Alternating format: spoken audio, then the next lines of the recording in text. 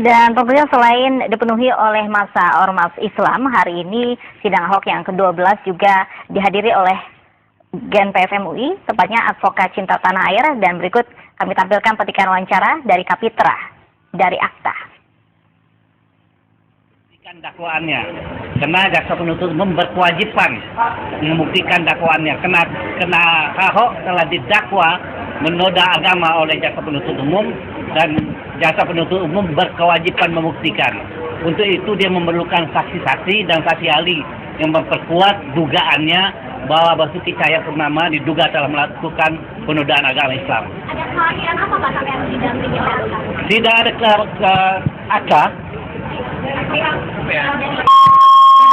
tidak ada sama sekali kekhawatiran. Kenapa kita harus khawatir? Tetapi kita ini representasi dari masyarakat Muslim. Daripada masyarakat Muslim itu datang sini 7 juta, 20 juta, 50 juta menonton sidang, lebih baik kita yang mewakili, sehingga kita bisa menyampaikan pada umat bahwa persidangan itu berjalan secara adil, transparan, dan elegan. Oh, pasukan ini kita bukan tentara, bukan polisi, ya. Itu tidak punya pasukan, kita hanya punya moralitas, intelektualitas, dan peradaban super damai. Itu pasukan kita. GNPF tidak punya pendukung, yang ada umat muslim yang ternodai selama ini datang memberikan apresiasi atas perjuangan GNPF. Oh, saya tidak tahu, itu tergantung umat Islamnya. Ya, saya datang untuk mensupport ya Habib sebagai saksi dan berharap ini persidangan berjalan secara fair, secara jujur, dan secara adil. Itu harapannya. Dan saya kira ini juga ditonton oleh jutaan mata, khususnya umat Islam, yang mengharapkan adanya fairness ya, dalam pengadilan ini, adanya keadilan. Ya, saya kira semua sama-sama kita ketahui, dan ini adalah sebuah proses berjalan yang kita juga harus sama-sama berjuang untuk menegakkan hukum yang berkeadilan. Oke, ya.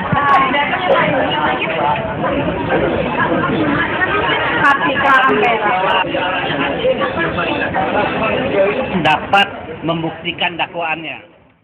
Baik, Pak Basuki, hari ini juga dihadiri oleh tim advokasi GNPF MUI, begitu ada Pak Kapitra dan Ketua Umumnya Baftiar Nasir yang juga sama-sama mengawasi, begitu, karena hari ini juga ada dari Habib Rizik Syihab begitu yang hadir begitu. Perlu tidak sih pengawasan yang mungkin dinilai berlebihan hari ini, karena saksi ini juga menjadi sorotan publik gitu. Habib Rizik Syihab, menurut Pak Mas Duki seperti apa?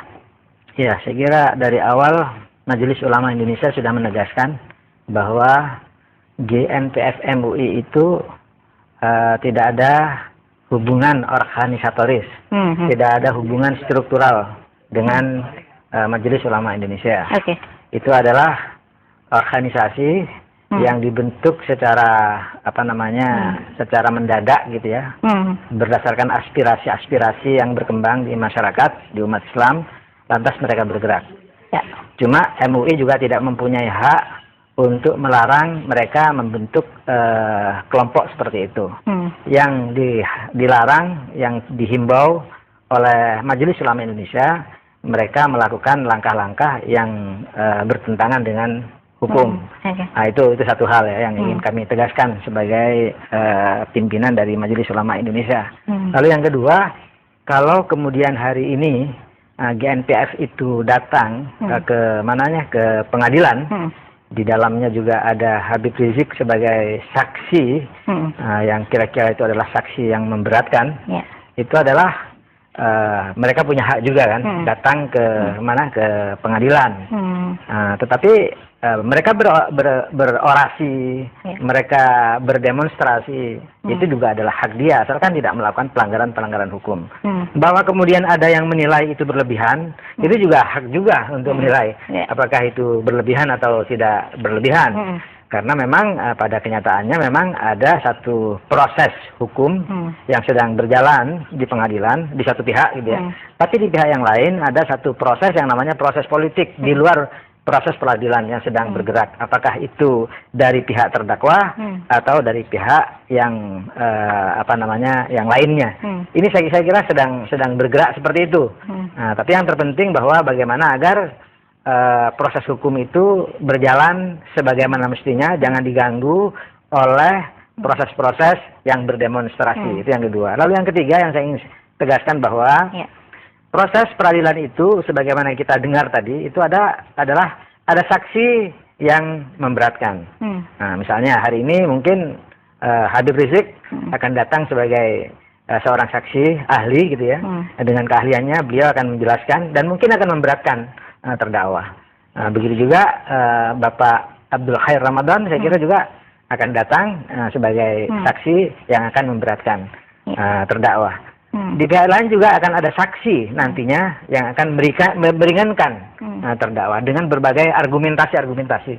Dan itu akan didengar oleh masyarakat argumentasi. Ini penting argumentasi didengar, baik yang memberatkan ataupun yang meringankan. Dan tidak hanya didengarkan oleh hakim, tapi juga didengarkan oleh masyarakat. Itu yang saya sebut ini adalah menjadi bagian dari pendidikan politik. Itu penting.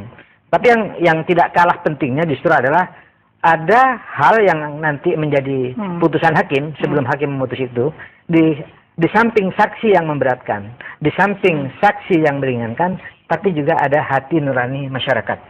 Hati nurani masyarakat itu akan sangat menjadi pertimbangan hakim di dalam memutuskan perkara ini semua. Ini kita saksikan semuanya mudah-mudahan berjalan baik secara hukum.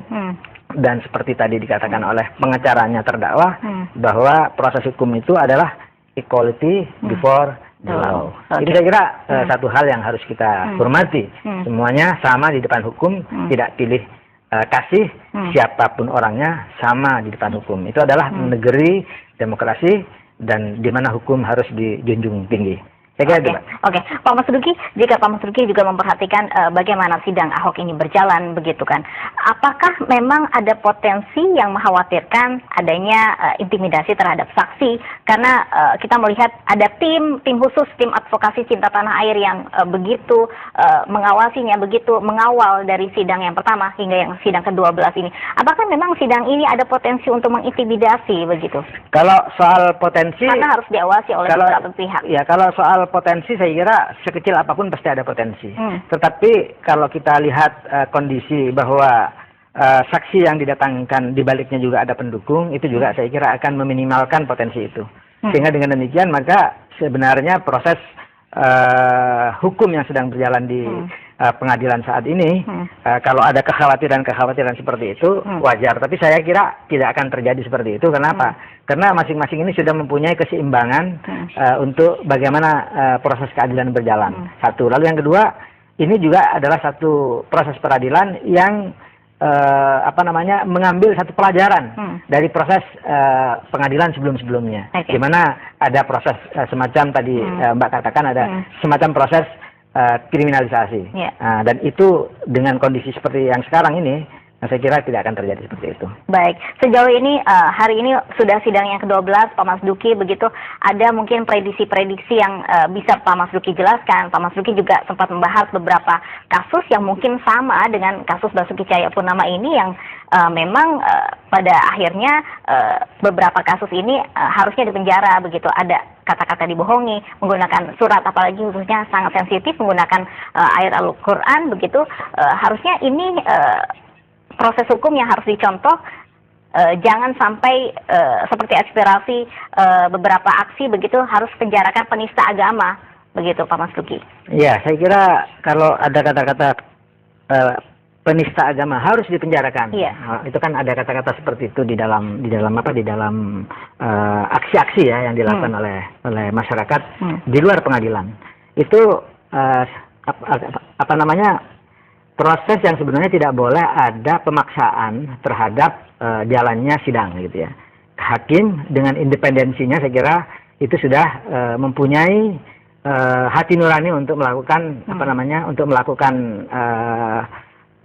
putusan terhadap kasus yang sedang ditangani ya.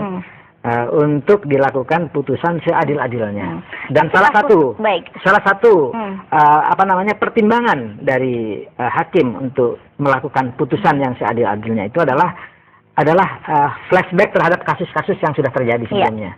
Yaitu Sebagai adalah perbandingan ya, sebagai Pak? perbandingan. Oke. Itu pasti akan menjadi pertimbangan-pertimbangan hakim di dalam melakukan putusan pengadilan terhadap apa yang dituduhkan terhadap terdakwa sebagai dianggap menista agama.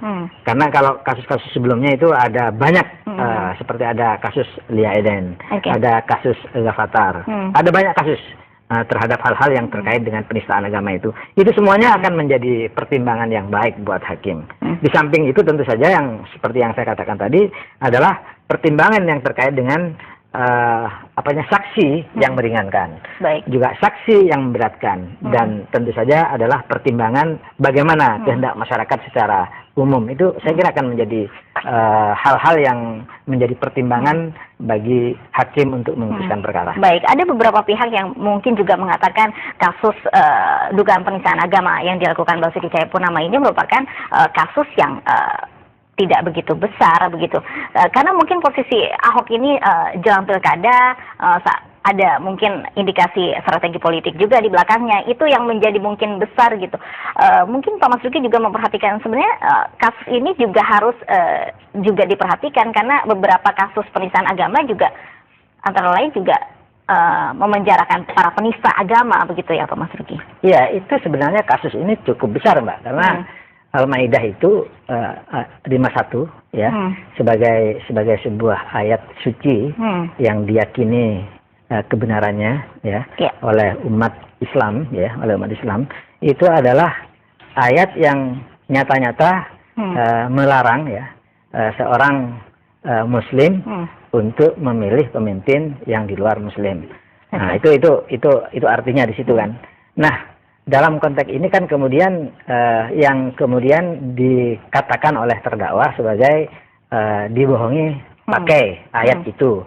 Nah, itu saya kira persoalannya di situ. Kata-kata dibohongi lalu terkait dengan ayat suci. Itu yang kemudian menjadi persoalan besar.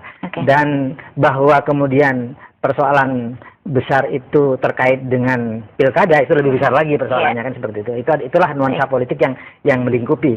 Tetapi masalah yang paling pokok gitu Mbak, sebenarnya adalah bagaimana agar ini kan pemimpin sebenarnya. Pemimpin itu kan memang ada 3 dimensi yang harus kita jaga. Pemimpin itu ya tangannya harus dijaga, langkahnya juga harus dijaga, dan lisannya juga harus dijaga. Saya kira di sini masalahnya. Jadi masalah pemimpin itu tidak hanya persoalan-persoalan kebijakan yang baik, tetapi seorang pemimpin itu memang harus menjaga lisan, menjaga mulutnya supaya baik, tidak berkata-kata yang menyinggung perasaan orang lain. Baik Pak Mas Duki, kita akan lihat dulu